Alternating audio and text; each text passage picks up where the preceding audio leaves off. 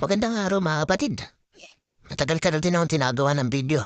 Nakakamiss din pala. Kalain mo yun? Hindi ako profesional. At hindi ako ganun magaling pandating sa ganitong larangan. Pero okay lang. Basta gusto ko lang. Yung maglibang habang nagtatrabaho. Diba ang saya nun? Dahil tapos na yung ondas, tapos na yung selebrasyon sa mga yumao nating minamahal. Balik na ulit sa pagbabanat ng boto. Unang Lunes na pala ngayon ng November. Dahil kinamhali ako ng gising, ngayon pa lang talaga ako babiyahe. Alas 2 na nga pala ng hapon ngayon.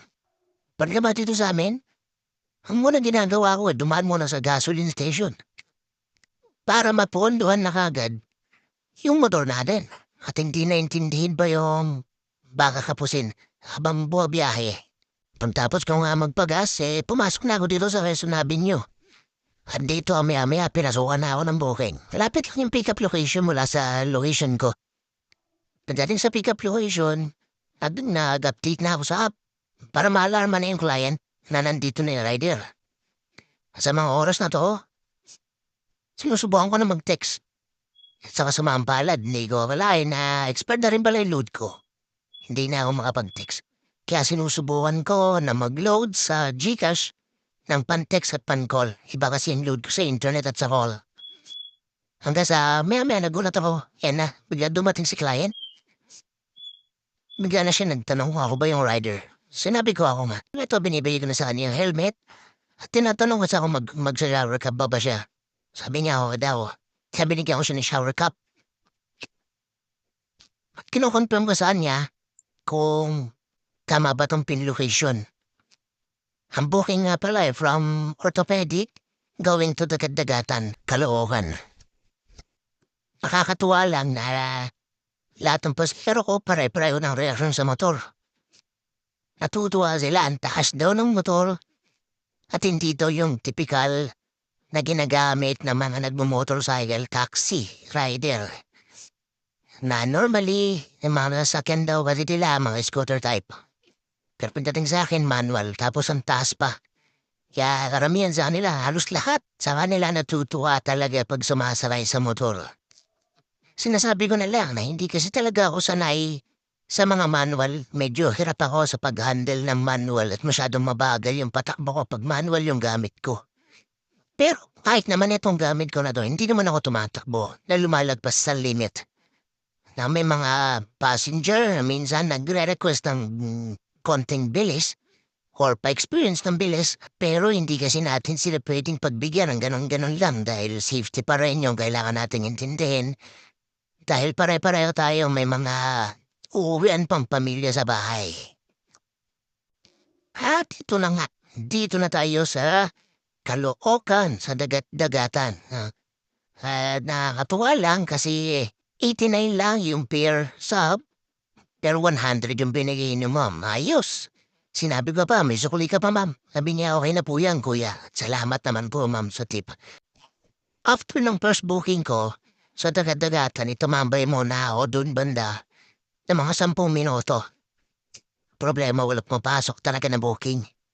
Kaya naisipan ko na gumapang na mula sa Dagat-Dagatan pabalik ng Fifth Avenue. At eto na nga. Sa Fifth Avenue may pumasok na booking. At ang pick-up ay dito lang mismo sa may Second Avenue, Terminal ng Baliwag Bus Terminal.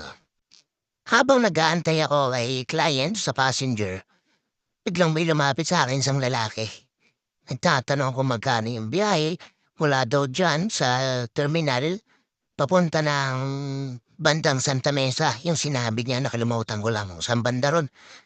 Pero yun nga, sabi ko sa kanya, sir, book niyo na lang po kasi wala po tayong insurance pag binahe ko po kayo. Baka kung ano po ang pwede mangyari sa atin, pasensya na. Hanap na lang daw siya ng iba. Pagdating nga ng client ko, hinoffer ko na kagad sa kanya kung gusto niya shower cap. Sabi niya, wag na, helmet na lang daw, kaya helmet na lang yung hinabot ko. At mula rito sa Kaliwag Terminal, ang booking going to Malate sa Red Planet Hotel. At nakakatuwa kasi pati si ma'am napasabi na ang lantas ng motor mo kuya. Sabi ko sige magkapit ka lang po sa akin, okay lang po yan. Tinanong ko sa kanya kung tama ba yung pin at okay naman daw. Chinek ko kung okay ni helmet niya at sa kami umalis. Sa mga oras na to ay nagtatanong si ma'am, kung traffic to ba? Sabi ko, may mga parating traffic, meron namang hindi. Dahil sa lulis ngayon. At pinakita ko sa kanya na, sabi ko, base kasi dito sa atin ma'am, sa travel time natin, medyo kulay pula. So baka may madaanan po tayong traffic. Pero maaaring hindi naman ganun kalala dahil hindi naman pulang-pula po yung kulay ng travel time. Doon kasi minsan nakabase yan, yung traffic or hindi. Pagka nakita mo kulay, ganoon naman sa mapa mo, pero yung travel time ay kulay pula, may madadaanan ka paniguradang traffic. Pagdating namin sa drop location, inabot din ang fare ni ma'am ng 140 pesos from 2nd Avenue, Baliwag Terminal, to Red Planet, Malate, Manila. At nakakatuwa kasi 200 ang binigay ni ma'am, kaya ayos. Mula dito sa Malate, pumasok na yung pang third booking ko at hindi ko nga pala nabanggit na naka-auto accept na pala ako sa app. Ang pick-up ay dito sa Mabini, Malate, papuntang 21st sa Taguig. At mga panahon na to, hindi ko alam na malulubat na pala yung camera. Di ko kami kasi na-check kung full battery ba. At dahil kakapalit ko lang ng battery, hindi ko nakunan ng video yung pag-pick up ko ng item dahil lang kaspada na siya. Pagkain niya pala yung dadaling ko dito. At nandito na ako sa drop-off. Tinext ko na si client, sinubukan tawagan dahil hindi siya makontak. Text lang, buti naman at nakapag-reply naman siya kaya inaantay ko na lang siya dito. Almost 8 minutes din ako nagantay sa client para pick upin niya tong kanyang pagkain. Pero habang nag-aantay ako, diyan tumunog. May booking na pumasok na susunod. Malapit ang pick-up location dahil lang sa may SM Aura, nasa mga 500 meters lang. Mula dito, sa pick-up location 21st Street. At paglingon ko nga ulit, maya-maya. Sa wakas, nagtakita na yung client. Kaya inabot ko na agad sa kanya. Ang booking nga pala yung gas wallet ay at 158 fare mula dun sa may Mabini, Malate, Manila. Habang pupunta ako sa pick-up location ko, may huminto sa akin sa sakyan at nagtatanong ng lokasyon ng building. Sabat ko, hindi ko alam at wala po akong alam dito sa lugar na to. Tanong niyo po sa enforcer. Sabay umalis na ako bala. E din mali ko ba naman kung saan yung building na hinahanap nila. Dito na nga pala ako sa pick-up location. Dito nga pala to sa may SM Aura yung gilid nila. At yung building sa likod ko na kulay puti na yan, hinong mismong SM Aura. At sa mga oras to, 10 minuto na ako nag-aantay sa client o sa passenger ko. At lumabas na rin yung auto-cancel sa app kung gusto ko bang i-cancel or hindi. Dadalawang isip lang ako. Kasi baka bigla din siya dumating, kawawa naman. Babae pa naman ang passenger ko. Maya-maya ito na nga, may lumapit sa akin. Tanong ng pangalan ng rider. Sabi ko ako yun. At kinalo ko na si client kung gusto ba niyang ilagay sa box ko yung kanyang bag at nag-okay naman siya. Nakintulong din kasi ng may box sa likod.